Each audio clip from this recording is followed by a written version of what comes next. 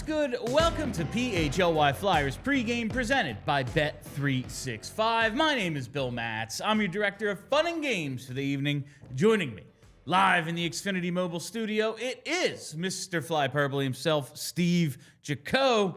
Happy belated Thanksgiving, Steve. Oh, happy belated Thanksgiving to you and Brenna as well. And I'm through my turkey hangover. The tryptophan's worn off, and I am ready for some Flyers hockey against my most hated team in the league, the New Jersey Devils. They played a pretty damn entertaining game against the Devils last week. I'm hoping we get a replica of that. We'll get into tonight's lineup. We are awaiting lines. Charlie is, of course, up in Newark for this one. He'll join us in post-game. Poor guy. Yeah, I like their stadium. I've been there a couple of times. Their stadium's nice, but I had a terrible experience the one time I went there. Just Devils fans are, ugh. I saw a great wrestling show there a few years back. Tremendous. Anyway, a couple of things before we get started. It's the Black Friday sale. That's right. It's still going on here on what do we call this Saturday?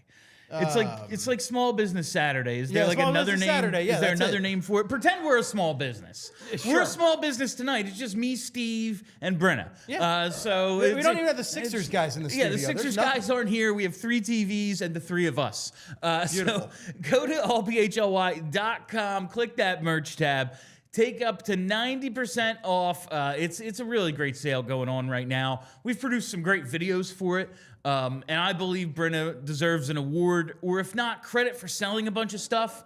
So because of that, buy stuff. It's at least 30% off at the store right now, up to 90% on clearance items. It's all really good. This hat, this hoodie, that new shirt right there in the corner of the screen, all of it available at the PHLY store. All right, Steve. Tonight's lineup, we are still awaiting lines as far as I can tell. Rick Tocchet said once again today, a couple of guys are banged up, so there's some game time decisions. And just looking through the ice time and things last night, one thing I'm looking at is Bobby Brink played 12-16 last night. He played less than Garnet Hathaway, both shifts and minutes. Yuck. Maybe he's one of the guys who are banged up, and this could be the opportunity we've been thinking of. Like, I get it's tough to play Grebenkin in the top 9 because there's just a lot of wingers, and a lot of them are pretty good. Like, what are we going to put Konechny on the 4th line, Michkov on the 4th line? No, the fans would riot. Like, as long as Zegras is a center, or is a winger and not a center, like, we're just kind of chock full of wingers right now. Maybe this could be that opportunity to get Grebenkin up there. I liked what I saw out of Kuts and Michkov, especially yesterday. Led the team in all advanced stats. Kuts scores another goal.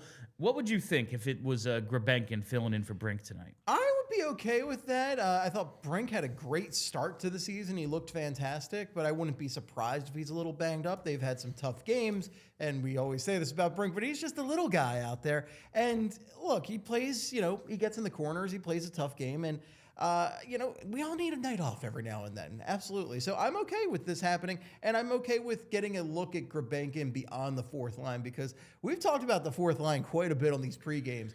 And it's crazy how much time we spend on the line that gets 10 minutes. It really is crazy, but when you're looking at it, it's like Rodrigo Abels, most nights, he's fine. He's not really anything exciting. He's just a guy. There were 2 nights where he actually did something exciting. Yeah, that was fun. Yeah, but then, and Hathaway just has not produced offensively at all this year. So I can't really blame Grebenkin for not producing in the opportunities he's gotten when he's playing with those guys, because they're not offensive juggernauts. So I would like to see him with some other guys, because I think I like a lot of what Grebenkin brings, and it's a shame that he just can't get an extended stint out there to really, keep working on his game and get ice time. Like, what's killing me is he's stuck in the box and he's not getting any ice time at all.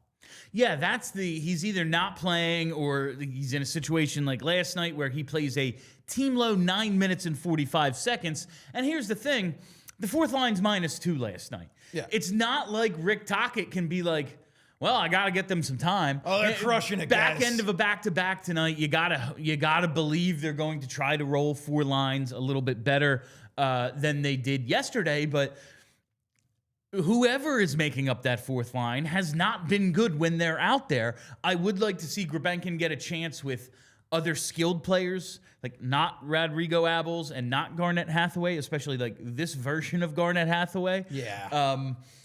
So I'm interested to see kind of how that gets mixed up tonight. If there are some game time decisions who don't play. Last couple of times Rick Tocchet said this, it was like, yeah, everyone's fine, everyone's in, and it's the same lineup, whatever. So we'll see. I bet if everything else is even, I would bet there's a change Delorier in for Grebenkin, just because he played so little and the fourth line was so bad. Well, I keep pointing out.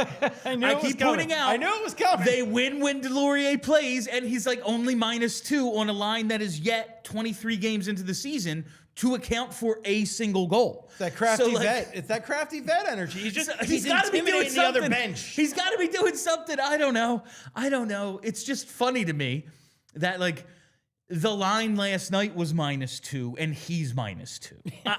I don't know. I'm not saying it's Grebenkin. I want to see Grebenkin play more. I just think that line stinks no matter what, because you have a diminished Garnett Hathaway and Rodrigo Abels, who's like a replacement level player. Well, listen, the Islanders are working some dark magic yesterday because, like, at one point a guy tears his ACL. On that torn ACL, gets up, steals the puck from Emil Andre, and sets up a goal. So I don't know what the Islanders were doing, but it was dark magic. All right, we do have the lineup, Steve, and Charlie just tweeted this out about a minute ago, and no changes. It is going to be Cates, Forster, Konechny, Forster gets that goal last night.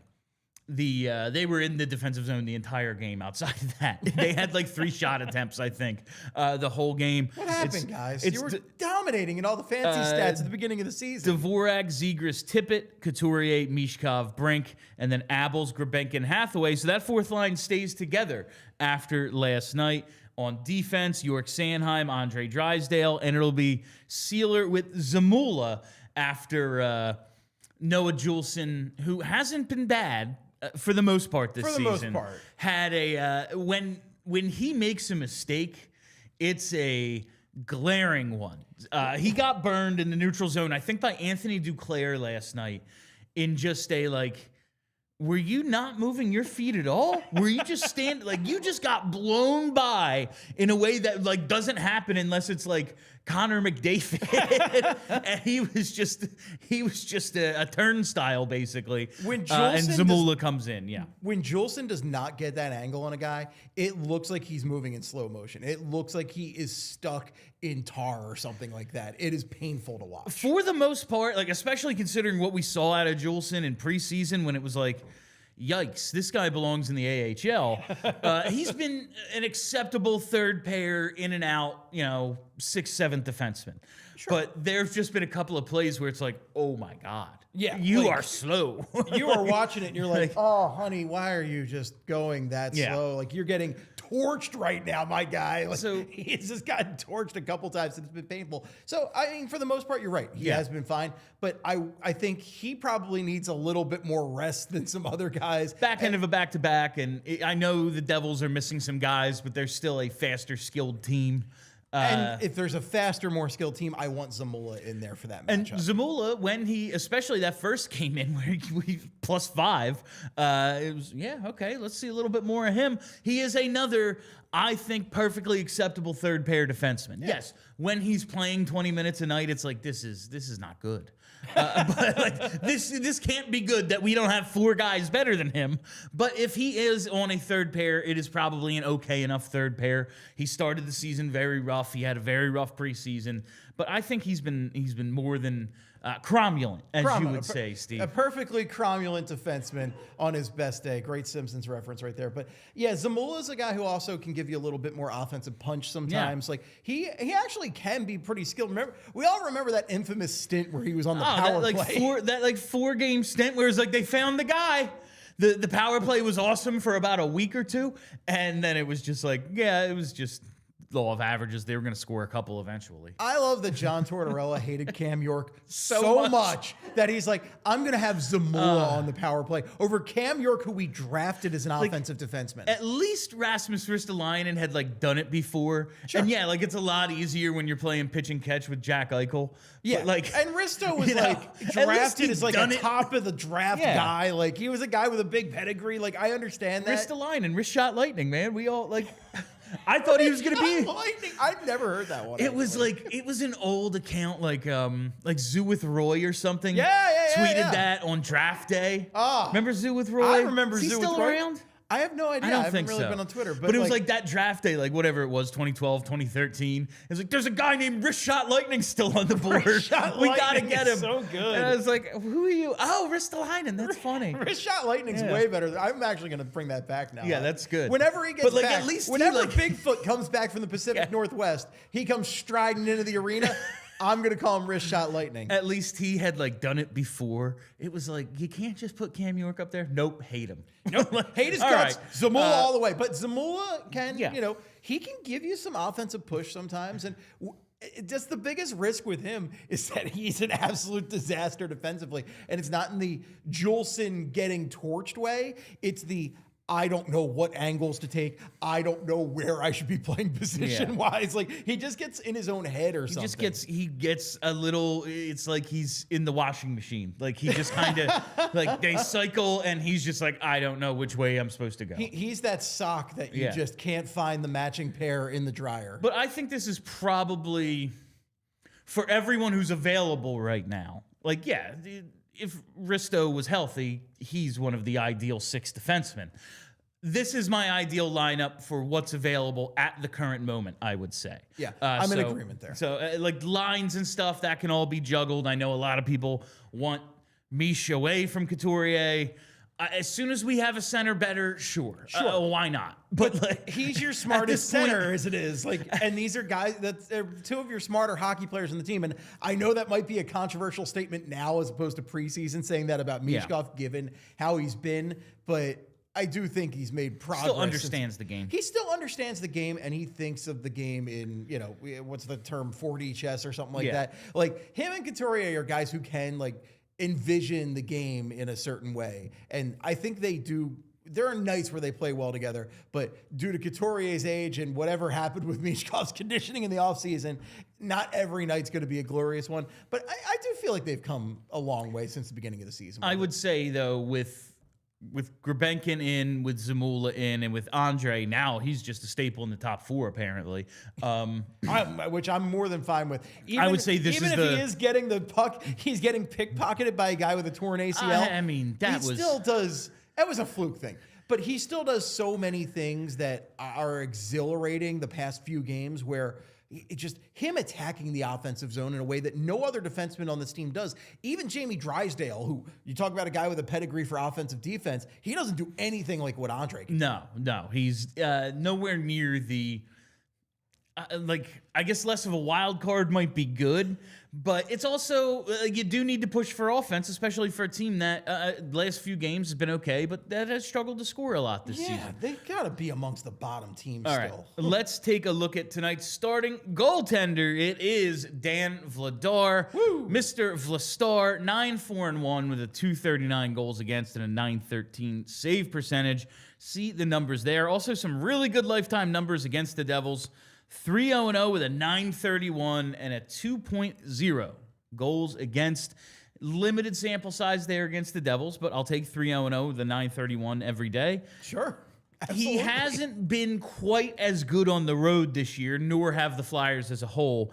He's got the 913 save percentage for the season, but it's 920 at home, 904 on the road. So it has been, I mean, we'll still take over 900. Yeah, absolutely. That is still very much within the realm of acceptable, but he's 3-3-0 with a 904 on the road. He's been average-ish on the road this year as opposed to excellent at home. I mean, this is just up the road. This is barely, a road game, right? Like, what's it, a 2-hour drive? Come on, it's fine. Yeah. And I do think this is a good test for Vladar as, like, in his tryout of, is he really a number 1 goalie? Like, is this? Well, he's our number 1 goalie, Bill. He's our number 1 goalie until proven otherwise. But just in terms of like, what can we realistically expect from this guy the rest of the way? Back end of a back-to-back, best team in the division. They don't have a regulation loss at home. They're really good at home.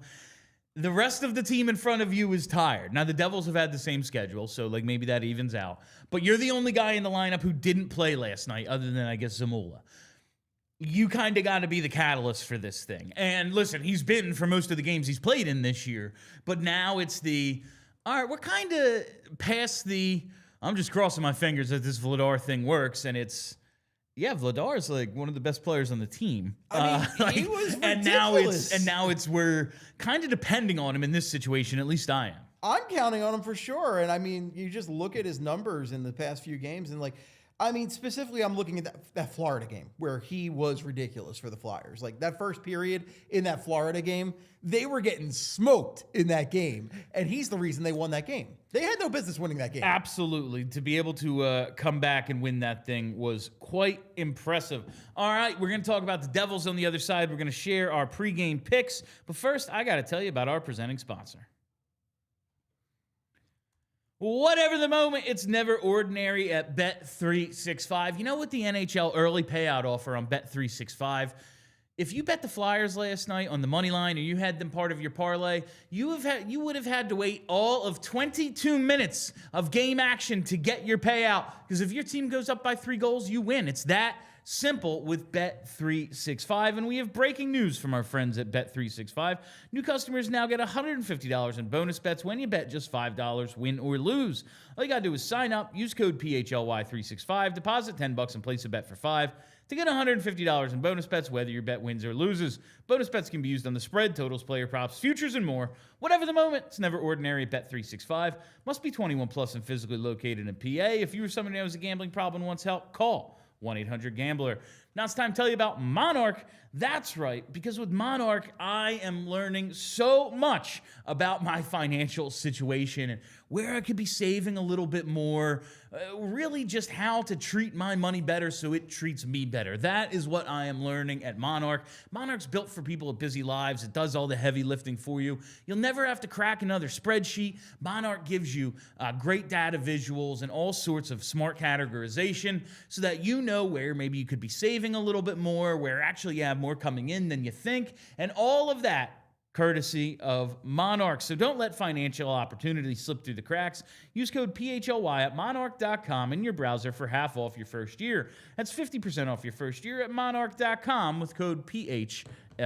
All right, let's talk about them damn Devils, Steve. Damn Devils. Because last week, these teams met, and the Flyers played maybe their best game of the season against the Devils. It was a ton of fun. They beat them 6-3 in Philly.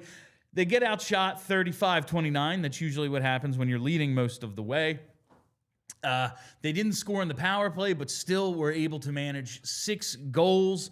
I was very impressed with what they did to the Devils in Philly, but the Devils have been a much different team when at home this year. They are 9-0-1 with a plus 12 goal differential at home. On the road, they're 7-7-0 with a -4, and that's after beating Buffalo 5-0 in Buffalo last night. So they've been getting their ass kicked on the road quite often, but at home they have been really, really tough to beat. No regulation losses. This is their 11th game. I guess it's just hearing their fans do those like inferiority complex anti-Rangers chants at every game that really gets them going. What a terrible experience. I really hate it. But it is kind of like I went up. The only time I've been there, I've been in Continental for Flyers Devils games way back when I was a kid. I think I've only been to Newark once, and it was like a Devils like Hurricanes game or something. And it was like they're just like doing Rangers suck chants. I'm like, what? Why? They're doing it the whole game. It's like you're playing the Flyers, who are one of your biggest rivals, if not your biggest rival. Like, what are you doing here? What a weird fan base. And half of them were wearing Marty Brodeur like number 29 jerseys, which I think was maybe his first number or something. Yeah, they of course, man, it's Newark hipsters up there. I hated it so much. It's like if Fishtown wasn't cool at all. That's Newark. Yeah, pretty much. That's what Newark is. Pretty much. But the Devils, man, they're a deep team. I'm looking are. right now at their stats. They got 4 guys with 20-plus points. One of them is Jack Hughes, who, apparently can't handle a glass or something. But Timo Meier. Unbelievable.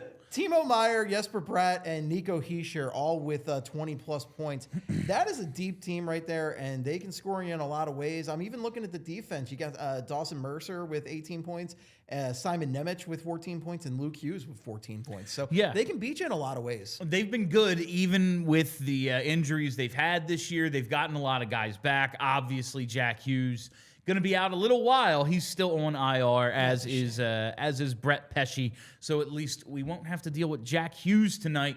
Who we will be dealing with, though, is Jacob Markstrom, the alleged number 1 in New Jersey. Alleged. But last week's game notwithstanding, Jake Allen has outplayed him by quite a bit this year. Whew. Markstrom 7-3-1, good record, but an 8.74 and a goals against over 3.5.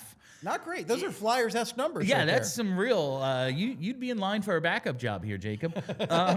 But he has not been awesome this year. He does have good career numbers against the Flyers, but not much of a recent history against them. He didn't get in a game against Philly at all last season. I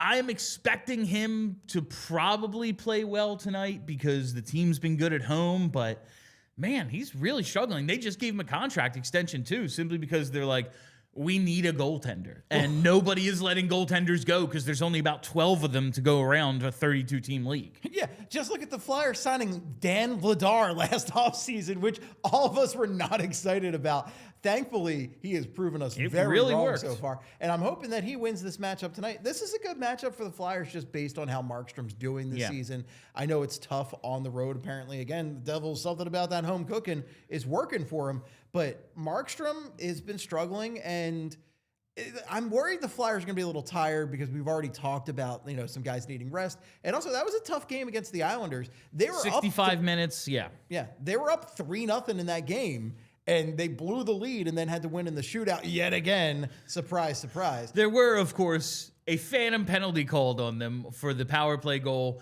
And it was an impressive play for, who was it, Palmieri to make with the torn ACL.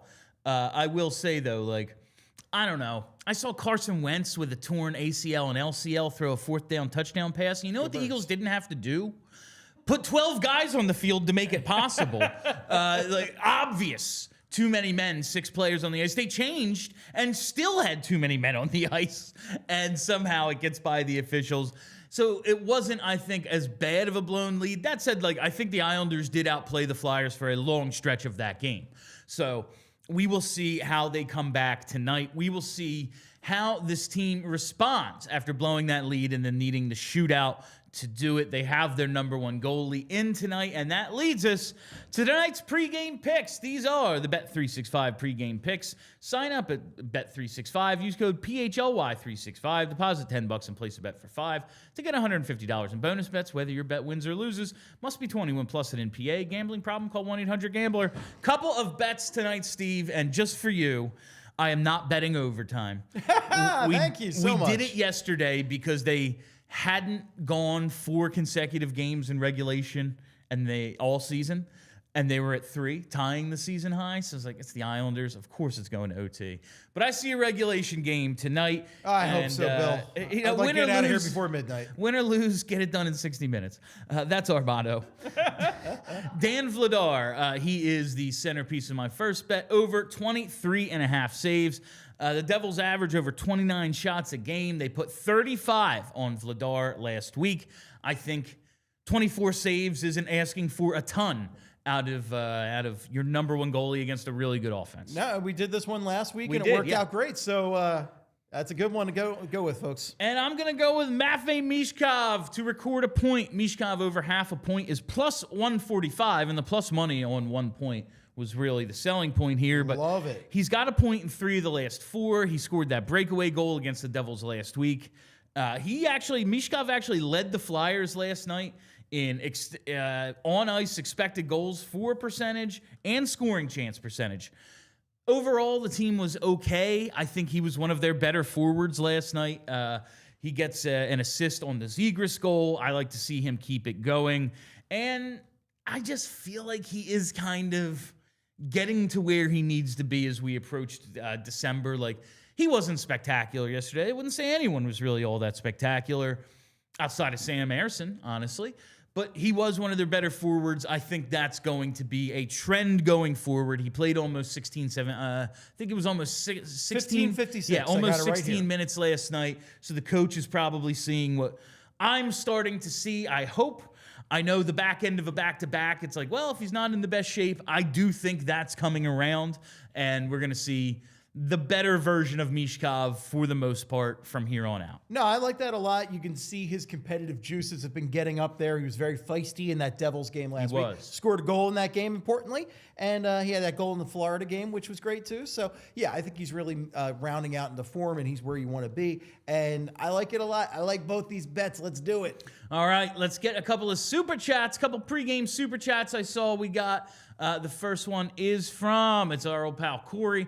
Let's hope Tox adjustments can embiggen Zamula. That's another good Simpsons right there. That's a good one. Yeah. I was like, what does that say? It's going to embiggen Zamula. Listen, I think Zamula has been one of their 6 best defensemen this year. Now, that's not saying a lot. But I've liked what I've seen recently out of Zamula. I've seen worse groups. I mean, we had the AMAC Nick Schultz group. Come on. We did. I can't complain about this group compared to that one. It was, who was it that was like advocating for Nick Schultz to win the Defenseman of the Year? The Ashby. Oh, who was that? I cannot remember what beat writer it was. Right? No, it wasn't Meltzer. No, I think Mark Slam and Sammy? Yes. Slam and Sammy Carchidi? Yes, it was Carchidi. Yeah. I think Strite won it that year. And it was like, if Nick Schultz is the guy you're advocating for, we shouldn't hand out this award. No, we should just you know what? Whatever that season was, there shouldn't have been an Ashby winner. Call it off. Yeah, like, just throw it away. Just in the spirit of Barry Ashby. Keep it on the not shelf. Giving this out. Just keep it on the shelf. It's an insult to Barry Ashby. Yeah. Maybe they need the Nick Schultz award for he tried really hard. Yeah. All right. And from the Nick Schultz award. And from JH says, the Birds stole the Black Friday game and lost. Still pissed about it. Sell the team. Go Birds. Hi all. Brenna is great. Brenna doing a tremendous job producing our Black Friday content. Yeah, a couple people in the chat yesterday were very mad that the Flyers didn't get the home Black Friday game because, you know, they obviously never compete with the NFL. Yeah, I mean, I didn't like it either, and I was actually more furious that the Eagles completely pooped the sheets in that game. That was just not a fun time for anybody, and I had to divide my attention. I normally just want to have a nice lazy Black Friday, and I watch Flyers hockey, and that's it. You know, that's pretty much the day. And instead, I'm like flipping channels between, and I'm like, all right, well, the Eagles are doing bad, and then, oh, the Flyers blew a 3-goal lead. Ooh, just real mad. But you can't sell the team, by the way, because Jeff Lurie's great. So. Yeah, he's not going anywhere. Yeah, he's not going anywhere. And he shouldn't, because he's one of the best owners in the history of this city. I hope that that Black Friday thing remains a tradition, obviously. Extenuating circumstances. We got to get it back early. But we got to get it back to like noon. Didn't it used to be like they do it at like 11:30? Yes, because I went to a game. There was like a morning one, right? We got 2 minutes. We got 2 minutes for this. We got time. I went to a game where I was going to host an event at my house in Roxborough when I was living up there later in the day. Where we're going to watch all the first 3 Indiana Jones movies, right? It was going to be a good time. And I went with a guy to the early game, and he had season tickets, and we got sloppy drunk. It was real bad. I was late to my own event. I got back. I'm like, I'm doing great, guys. We're ready to watch Indiana Jones. I fell asleep during Temple of Doom. Awesome. That sounds like the best day ever. It was a good day, but I fell asleep during Temple of Doom. All right, and that is all the time we have for you on PHLY Flyers Pregame, presented by Bet365. Thank you all for listening. Thank you for hanging out. Make sure you're following us right here on the YouTube page. We'll be live as soon as this thing goes final with postgame. Charlie will join us on the Xfinity mobile call-in line from the arena. Make sure you're following us on Twitter at PHLY_Flyers, and follow the podcast wherever you get those. Just search PHLY Flyers.